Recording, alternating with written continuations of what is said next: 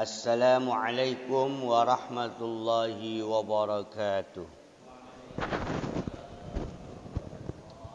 Alhamdulillahilladzi 'allamana ta'ammula syari'ati mubayyana. Salatuhu salamuhu ayyadfa'a ala Muhammadin lahu ayyashfa'a. Fa ahmadu rabbi ala ma faddala hamdan thana'an min ulumihil ula. Amma ba'du. Yang saya hormati, saya muliakan pengurus Dewan Kemakmuran Masjid. Semoga selalu makmur, selalu sehat walafiat, beserta para jemaah semuanya. Semoga hatinya tentram, damai bersama keluarga dan anak turunnya. Puji syukur kita kehadirat Allah.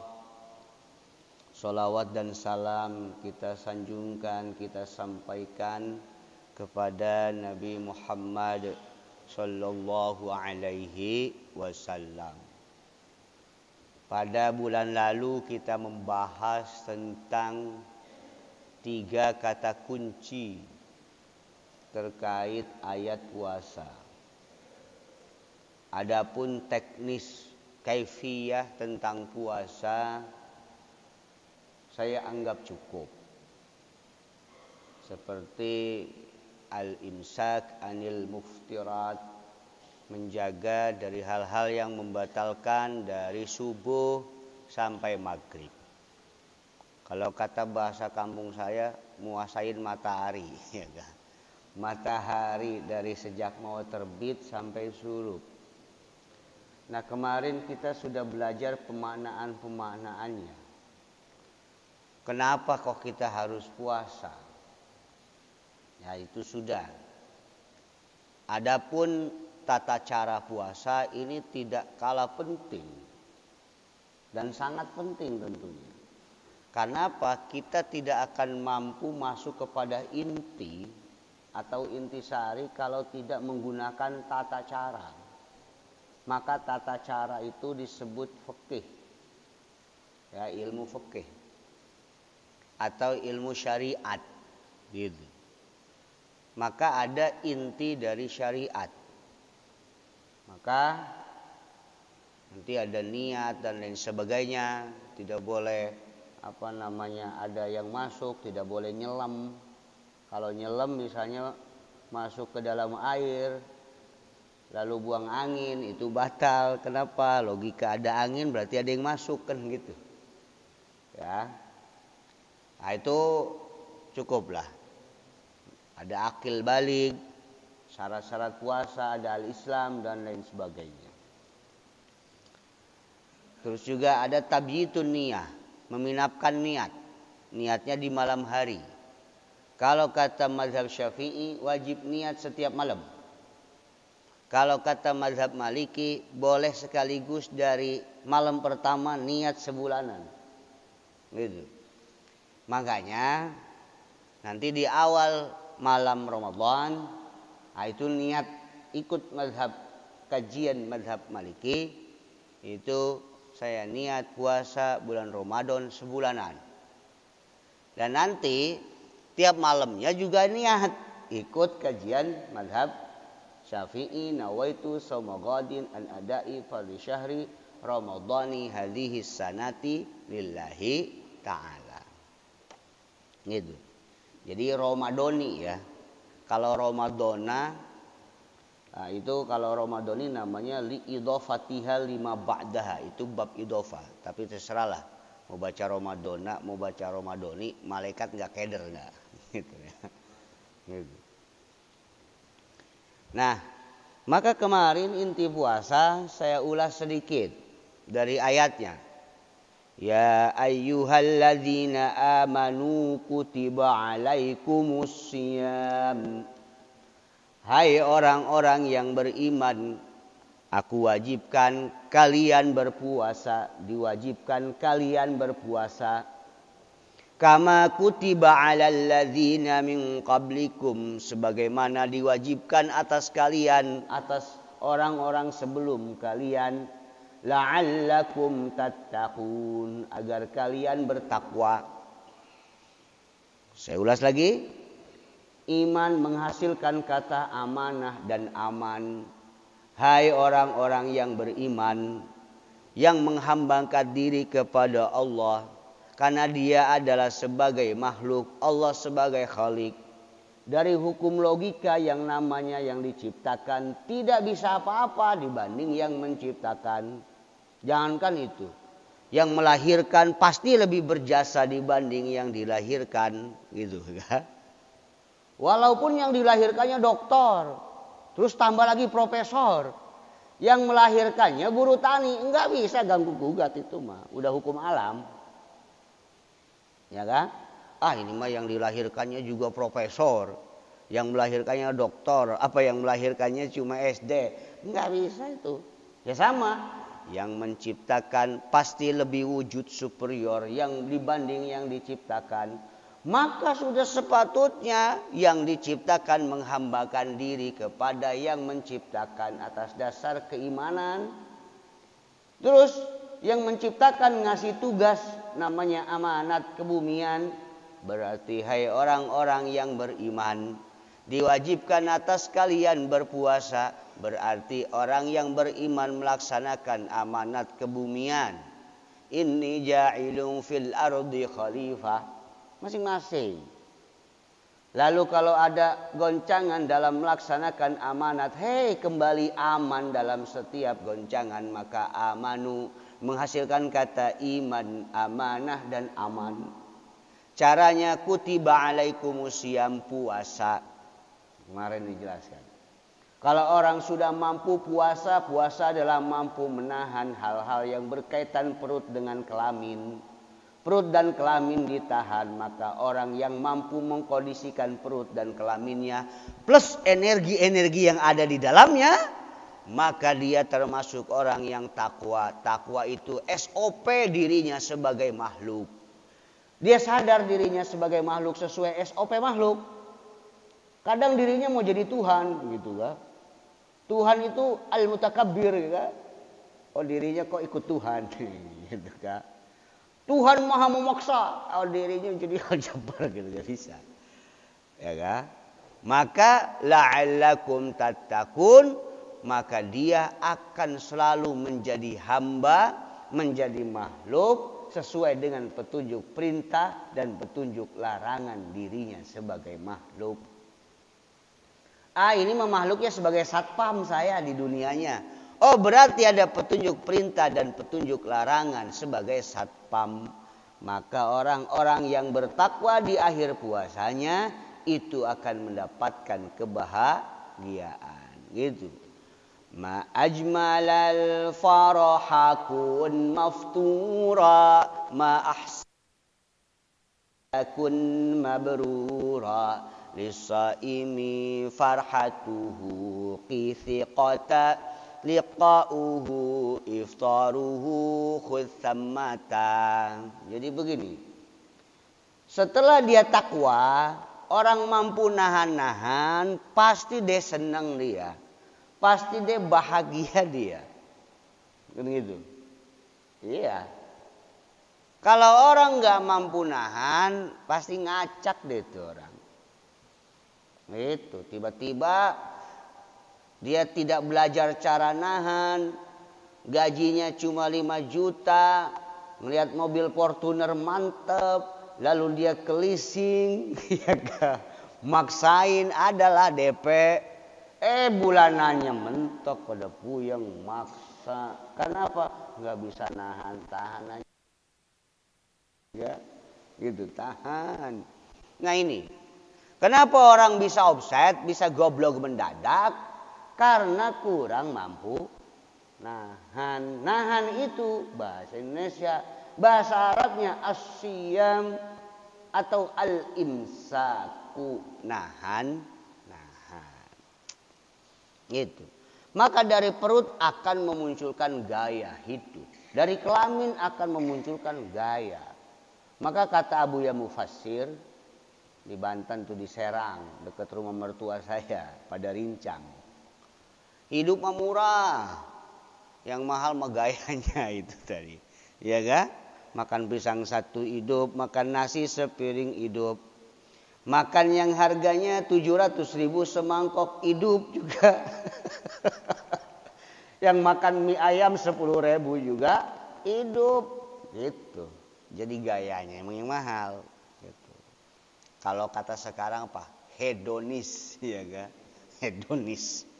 Gitu. Standar aja lah. Gitu. Nah, ma'ajmalal faroha, betapa bahagianya, betapa indahnya sebuah kebahagiaan ketika dia kembali menjadi suci. Gitu kan. Maksud Idul Fitri apa? Maksud Idul Fitri itu nanti setelah dia benar-benar mampu nahan, cara belajar nahan fisiknya, dan itunya adalah semuanya sebulan. Ayolah sebulan tuh lu tahan-tahan, kata mereka. Ayo tahan-tahan, ya kan? Tahan yang betul-betul tahan. Nanti 11 bulan sudah biasa nahan. Misalnya yang jadi polisinya tiba-tiba ada cincai bos. Aduh tahan, ya kan? Tahan. Yang jadi pejabatnya, wah ada lobi-lobi yang kira-kira akan menyengsarakan rakyat. Tahan. Gitu. Makanya pantas. Puasa itu adalah mentirakati naluri manusia. Manusia kalau kurang bisa nahan, itu manusia yang wah ngeri-ngeri sekali ya. Itu apa aja sableng ya kan? Kurang tahan. Jadi ini puasa adalah meminimalisir sableng. Kalau wiro sableng mah wajar sakti ya kan? Gitu. Nah, orang yang puasa ini kan betapa indahnya dia kembali suci an qaidiha, dari belenggu syahwat dan emosi. Gitu. Maka dengan kesucian ini akan memunculkan kecerdasan tentunya. Maka banyak orang puasa supaya cerdas. Gitu. Kenapa dia cerdas? Bukan pintar ya. Cerdas itu orang yang sesuai dengan ruang dan waktu. Itu cerdas namanya. Ya. Dia mampu menempatkan ruang dan waktu. Itu cerdas. Maka pandangannya, pikirannya, sikapnya itu bagaikan cahaya. Ya ini namanya suci. Begitupun dia akan meraih kenikmatan-kenikmatan. Karena kata hadis, Lisaimi farhatani, bagi orang yang berpuasa dapat 2 kebahagiaan. Itu mah hadis umum, banyak sering kita dengar. Yang pertama, farhatun hina yuftiru. Kita senang, bahagia ketika buka. Baik buka secara syariat nih, aturan maghrib. Biasanya kan orang mau buka semua senang. Itu mau buka senang, iftar buka. Maka orang Islam yang paling tepat waktu itu cuma itu doang tuh. Iya enggak? Yang paling tepat waktu kayaknya sedunia cuma buka puasa kayaknya gitu. Enggak ada tuh orang ngaret buka puasa. Kayaknya seluruh umat Islam kalau buka puasa tepat waktu kayaknya. Pas ya kan? Kali santai-santai dulu enggak. Gitu. Nggak tahu kalau undangan rapat atau kerja bakti mantar. Ada yang kebaikan izin. Biasanya begitu. Tapi kalau buka puasa mah, tepat waktu semua. Kalau undangan dari DKM kepada para jemaah, bapak-bapak, nggak ada yang tepat waktu. Kadang banyak yang juga. Yang tepat waktu juga banyak. Ya. Kenapa? Dalam membangun masjid ini memang perlu sindikat. Ya kan? Sindikat. Kenapa saya kata bahasanya sindikat? Kan sindikat mirip maling motor ya kan? Padahal kata sindikat itu masuk kata sindikasi. Jadi satu kelompok yang kokoh, ya kan, yang terorganisir, nah itu untuk melakukan satu tujuan, gitu. Dan kayaknya maling motor itu nggak kebanyakan izin, maling motor mah. Ya. Nah pola sindikat ini diajarkan Kanjeng Nabi, apalagi sindikasi, membangun sindikasi kerahmatan Masjid Kuba yang dipimpin oleh Ustadz Santo misalnya, Ustadz Agus, otak sindikat, begitu. Tapi sindikat kerahmatan Masjid Kuba, gitu. Ya kan? Nah, bagaimana pola sindikat ini biar semangat aja. Dulu Nabi pada saat akan diserang, ini di surat Baroah, ya kan? Di surat Baroah, gitu. Itu ada dua sikap sosok orang sekitar Nabi. Ini secara otomatis. Yang pertama sikapnya, maka nali ahlil madinati wa man haulaha ayatakhallafu an rasulillah wa la yarghabu bi anfusihim an nafsih. Tidak ada ahli penduduk Madinah dan sekitarnya tega meninggalkan Rasulullah sendirian perang, dan mereka tidak mencintai dirinya dibandingkan Rasulullah. Jadi nggak ada yang izin. Wah pokoknya semangat. Bininya meriangin tah katanya. Nyawa Nabi lebih mulia dibanding nyawa bini. Gitu kira-kira. Akhirnya nggak ada izin. Semuanya bareng Nabi. Tapi ada satu sikap lagi. Walladzina yasta'dinuka minal ladzina la yu'minuna billahi wal yaumil akhir. Yang satu sikap lagi ngomong, maaf Kanjeng Nabi, saya ada undangan ngebesan. Misalnya kalau zaman dulu ada ngebesan. Maaf Kanjeng Nabi, saya kagak bisa. Maaf Kanjeng Nabi, kaki saya cantengan. Maaf Kanjeng Nabi, kebanyakan izin. Itu. Ya kan? Nah, untungnya di Quran itu ngomongnya an Rasulillah, tidak an Muhammadin. Gitu kan? Makana li ahlil madinati wa man haulaha ayatakhallafu an Rasulillah. Nah, wa ma arsalnaka illa rahmatan lil alamin. Nabi bawa kerahmatan. Tentunya ada penerus kerahmatan, pembawa kerahmatan. Penerus yang membawa utusan nih, efek utusan. Berarti utusan kecil, gitu kira-kira. Ya kan? Utusan kecil. Kalau Nabi utusan agung.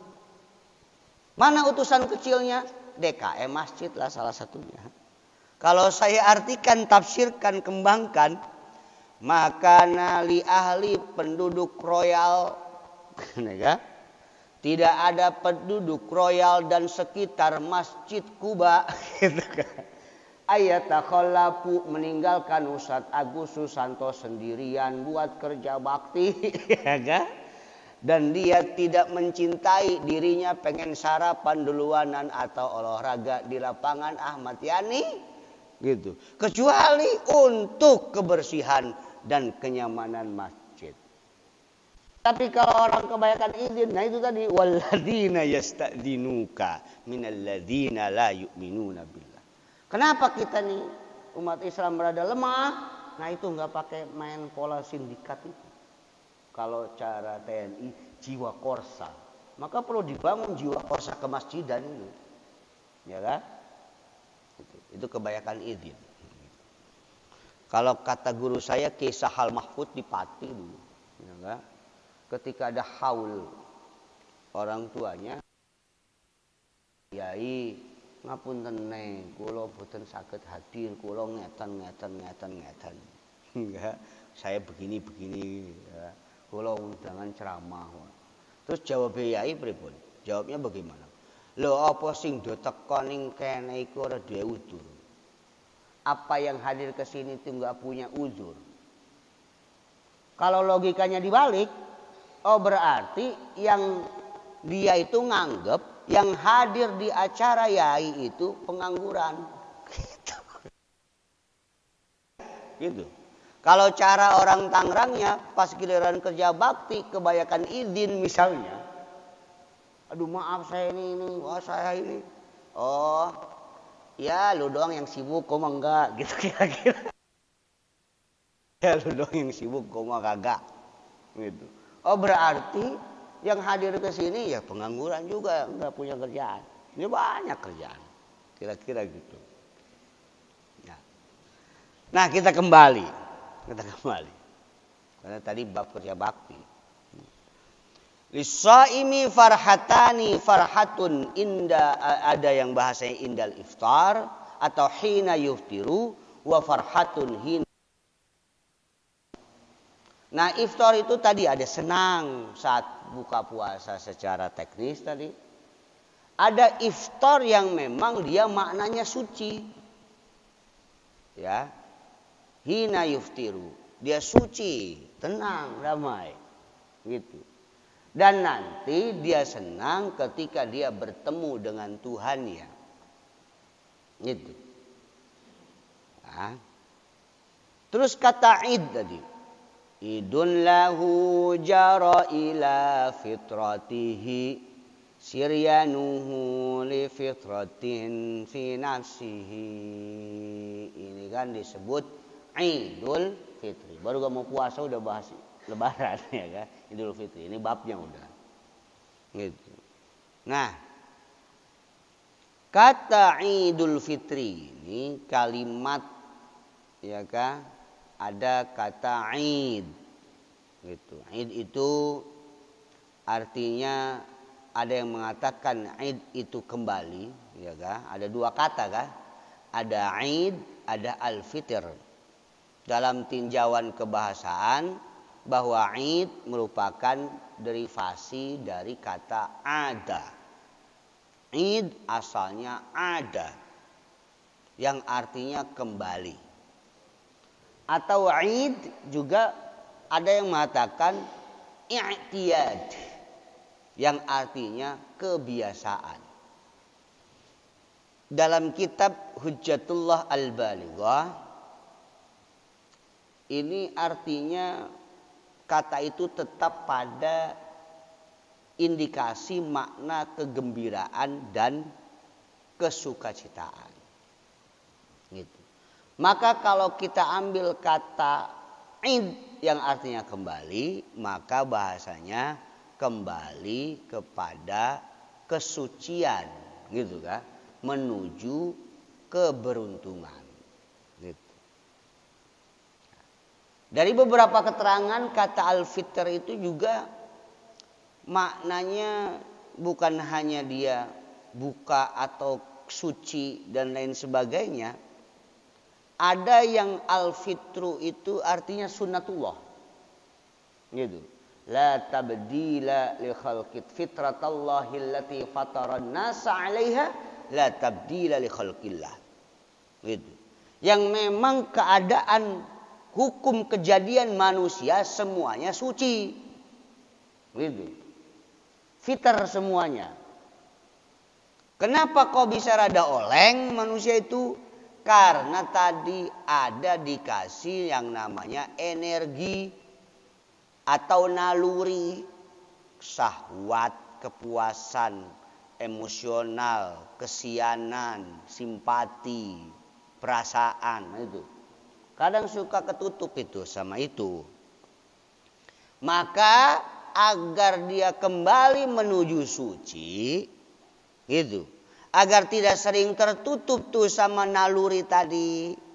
Ayolah puasa sehingga dia kembali kepada sunnatullah dirinya, fitrah manusia sebagai penjaga kerahmatan alam semesta. Itu namanya Idul Fitri. Nah juga ada yang mengatakan kata al-fitr itu artinya al-bada'ah, permulaan. Gitu. Maka bisa disimpulkan dari uraian di atas bahwa hakikat makna kembali pada suci, pada fitrah yaitu fitrah permulaan manusia. Gitu. Karena permulaan manusia kullu yuladu 'alal fitrah. Agar kita nanti kembali kepada Allah pada saat mati gitu kan. Itu dalam keadaan fitr. Mati tidak membawa angan-angan syahwat yang kegedean gitu kan. Hanya gentayangan. Kepengennya kegedean, keburu mati. Kadang keinginan sama umur kagak matching gitu kan. Nah, maka tadi fitr itu kembali kepada sunnatullah. Sunnatullahnya fitratallahi allati fataran nasa 'alaiha la tabdila li khalqillah. Gitu. Jadi hari raya Idul Fitri tentunya berkaitan erat dengan puasa di bulan Ramadan. Saya ulangi lagi, secara bahasa puasa artinya menahan, sedangkan tujuan syariat puasa di sini adalah pelatihan dalam mendidik karakter manusia agar mereka mampu menahan diri dari medan naluri dan mengatur sentra pikiran menuju kesempurnaan dan kesucian diri. Itu rangkuman dari puasa dan Idul Fitr. Itu. Ya kan? Idul Fitr. Itu, maka pantas saja saya katakan bahwa puasa adalah pendidikan karakter. Karena yang dipuasakannya perut dan kelamin. Energinya ada energi yang menggerakkan perut dan kelamin. Maka karakternya akan menjadi cerdas dengan puasa. Maka puasa itu keren. Ya. Allah ngasih syariat puasa. Ya tentunya kalau kita begini mikirnya manfaatnya buat kita. Bukan buat Gusti Allah. Kalau buat kesehatan mah lihat aja di Google banyak itu. Puasa buat kesehatan. Itu di Google banyak. Ya. Gitu. Maka hakikat puasa secara hakikat, kalau secara syariat sudah beres lah. Yang penting ditahan, gitu. Yang penting niat yang betul. Bedanya niatnya sama sholat. Kalau sholat mah di tengah sholat niat batal, gitu. Tapi kalau puasa mah, niat batal, nggak batal. Kalau sebelum makan gitu, bedanya, ya kan? Kalau sholat ada keraguan batal, gitu. Misalnya begini dalam sholat, tadi saya niat apa enggak? Enggak, batal kalau ragunya niat. Kalau ragunya Fatihah, tinggal ulangi lagi 1 rakaat, karena niat rukun inti, gitu, ya kan? Gitu. Nah. Maka hakikat dari puasa, gitu kan? Puasa secara hakikat yaitu manusia kembali kepada penciptaan permulaan manusia. Maka dari itu perlu disikapi secara syariat. Jadi hakikat jadi perlu disikapi secara syariat, yaitu penyikapan diri sesuai dengan tugas dan fungsinya masing-masing. Itu syariat namanya. Hakikat manusia suci. Maka secara syariat manusia harus melakukan pola penyikapan terhadap dirinya sesuai dengan tugas dan fungsinya masing-masing. Dan itu bisa ditemukan dalam perjalanan hidupnya. Gitu. Agar bisa kembali, tadi ditahan, lihat timing, lihat waktu dan lain sebagainya. Gitu. Ya, maka inilah disebut sunnatullah. Gitu kan, sunnatullah. Maka kalau dia sadar terhadap sunnatullah dirinya sebagai makhluk, apalagi juga sadar terhadap sunnatullah dirinya sebagai WNI, gitu kira-kira. Kan sunnatullah itu, ya kan? Kalau ditarik sebagai makhluk, makhluknya ada di mana? di Taman Royal. Taman Royal masuknya mana? Cipondo. Cipondo mana? Tangerang. Tangerang Indonesia. Yang nama Indonesia punya KTP. Berarti Sunnatullah. Gitu kan? Maka kalau dia sadar dirinya sebagai WNI di Negara Kesatuan Republik Indonesia, Sunnatullah sebagai makhluk di WNI, mayoritas masyarakatnya mampu mentirakati medan naluri, puasanya betul. Bukan hanya nahan lapar dan haus, betul puasanya. Gitu kan? Yang ditahan adalah energi naluri-nalurinya. Secara syariat perut dan kelamin ditahan betul-betul. Gitu. Dan dia melakukan puasa, gitu kan? Dan terbangun takwa secara kolektif. Ini puasa membangun peradaban namanya. Ketika dia membangun pola ketakwaan tadi secara kolektif, sadar dirinya sebagai camat, sadar sebagai warga, sadar sebagai DKM, sadar sebagai tukang ojek, sadar semuanya, maka bumi Nusantara akan meraih keberkahan berupa kesejahteraan kolektif. Jadi logis Islam, gitu. Ya kan? Kesejahteraan kolektif. Gitu. Ada ketakwaan kolektif, ada kesejahteraan kolektif. Ada ketakwaan pribadi, yaitu dirinya dengan Gusti Allah. Ya kan? Tapi efek dari ketakwaan pribadi, yaitu adalah pola ketakwaan kolektif. Pola ketakwaan kolektif akan membangun tatanan kampung jadi hebat itu.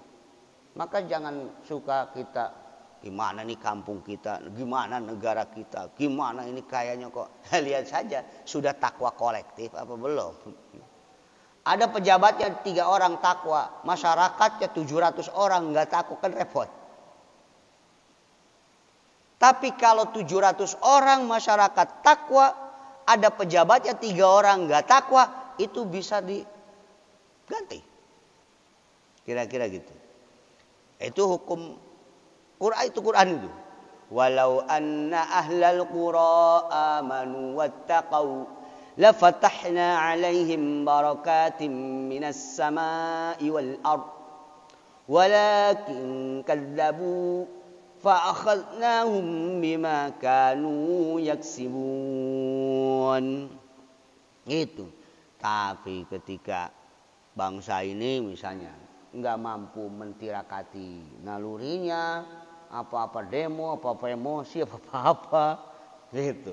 Jauh kemaju jauh. Gitu, jauh. Maka kalau kita negara pengen maju, enggak usah negara lah. Masjid ini pengen hebat, kampung kita Taman Royal ini pengen hebat, itu tergantung dari masyarakat mayoritas penduduknya dalam pola ketakwaan kolektif. Itu. Ketakwaan kolektif bisa dibangun dengan ketakwaan individu. Maka ahli penduduk Taman Royal yang beriman melaksanakan amanat sebagai penduduknya, sebagai RT, sebagai DKM, sebagai RW semuanya, dan ada pola syariat rukun tetangga, ada pola syariat RW, ada pola syariat itu umum syariat. Kalau fikih jelas, ya khusus. Tidak setiap syariat itu disebut fikih, tapi fikih pasti syariat, gitu. Syariat umum. Maka ada tata kelola syariat ke-RT-an, ada kan? Ada. Kalau semuanya sudah begitu, insya Allah dia akan kembali menuju tirakat kebahagiaan kolektif, yaitu lisaimi farhatan, farhatun indal iftar wa farhatun indal liqa. Gitu. Itu selesailah pembahasan tentang filosofi pemaknaan dari puasa. Adapun secara teknis ini perlu diperhatikan. Ya kan? Perlu diperhatikan. Misalnya kita ragu sore hari Ini udah azan apa belum? Udah azan apa belum? Tiba-tiba udah makan. Batal puasanya. Kenapa? Kalau cara logika otak nih kan, akal itu. Asal dari segala sesuatu kembali pada keadaan semula sebelumnya. Gitu. Itu kembali ke asal namanya. Jadi sebelum maghrib, sebelum malam siang dulu. Iya enggak? Sebelum malam apa? Siang dulu. Oh berarti diambil asalnya kalau ragu. Siang. Gitu. Tapi kalau dia mang-mangnya ragunya sahur. Ya kan? Udah subuh apa belum? Enggak ada itu penguat sama sekali. 50% ya kan? Itu sah puasanya. Kenapa? Sebelum siang, malam dulu. Oh berarti dia di waktu malam. Gitu. Al-aslu baqa'u makana ala makan.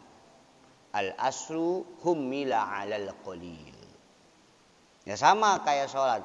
2 apa 3? 2 apa 3? 2. Karena sebelum 3, 2. 2 mah pasti, 3 kemungkinan.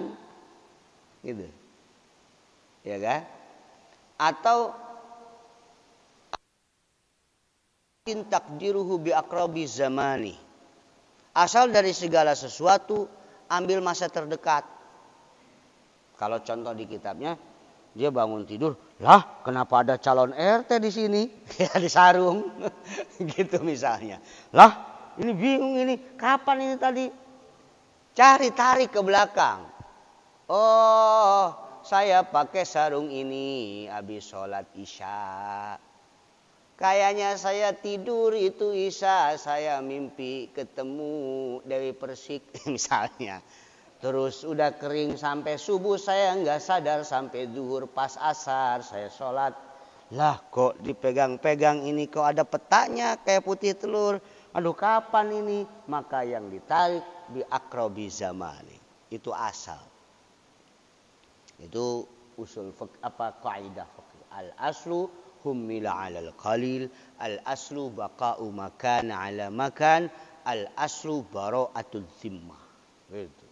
Ya, ini tentang puasa. Ingat, syariat puasa atau tata kelola aturannya kan ada khusus bab fikih kan? Ada gitu. Tapi saya kira udah dari kecil sih belajar puasa ya kan? Masa masih belajar tata cara terus ya kan? Ya kan? Ya kan dari kecil kita belajar puasa. Gitu. Ya. Maka dari tata cara menuju inti. Gitu. Jadi jangan belajarnya dari kecil sampai gede tata cara terus. Gitu. Sholat belajarnya tata cara. Kalau yang namanya tata cara pasti perdebatan. Gitu. Tapi kalau inti nggak ada yang debat. Kalau tata cara pasti perdebatan. Namanya juga tata cara. Contohnya, kalau inti kita hormat ke orang tua, mau di ujung Merauke tah, mau di ujung Afrika tah, itu mah pokok. Hormat sama orang tua. Tapi tata cara hormat perdebatan. Iya enggak Ustaz? Tata cara hormat. Iya kah?